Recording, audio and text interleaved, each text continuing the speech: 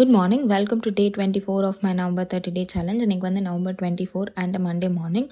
நேற்று நான் சொன்ன மாதிரி எனக்கு சுத்தமாக படிக்கவே விருப்பம் இல்லை. எது படித்தாலும் எனக்கு புரியவே இல்லை. ரொம்ப கஷ்டமாக இருக்க மாதிரி இருந்துச்சு. ஸோ நாளைக்கு எந்திரிச்சு பார்த்துக்கலாம் அப்படின்னு சொல்லி 12 மணிக்கு தூங்க போனேன்.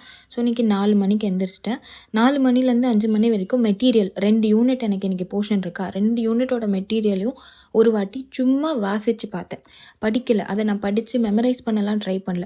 சும்மா என்ன சொல்ல வராங்கன்னு அப்படின்னு படித்து பார்த்தேன். நேற்று கஷ்டமாக இருந்த அதே விஷயம் இன்றைக்கி ஓகே பரவாயில்ல, ஈஸியாக இருக்க மாதிரி தானே இருக்குது அப்படிங்கிற மாதிரி இருந்துச்சு. ஸோ அதை நான் படித்து முடிச்சுட்டு நான் 4 மணிலேருந்து 5 மணி வரைக்கும் அதை சும்மா படித்து பார்த்தேன்.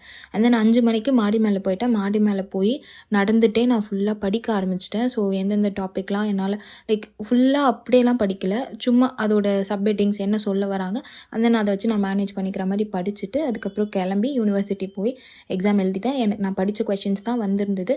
அண்ட் நான் நல்லா தான் எழுதினேன். நான் நேற்று நான் படிக்காமல் இருந்ததுக்கு நான் இவ்வளோ எழுதுனதே எனக்கு அவ்வளோ சர்ப்ரைசிங்காக இருந்துச்சு. ஸோ நல்லாவே எக்ஸாம் எழுதிட்டு அதுக்கப்புறம் ஈவினிங்கும் அப்பா பைக்கில் கூப்பிட்டு வந்தார் வீட்டுக்கு. ஸோ வீட்டுக்கு வந்துட்டு நாளைக்கு ஸ்டாட்டிஸ்டிக்ஸ் நாளைக்கு ரொம்ப கஷ்டமான சப்ஜெக்ட்.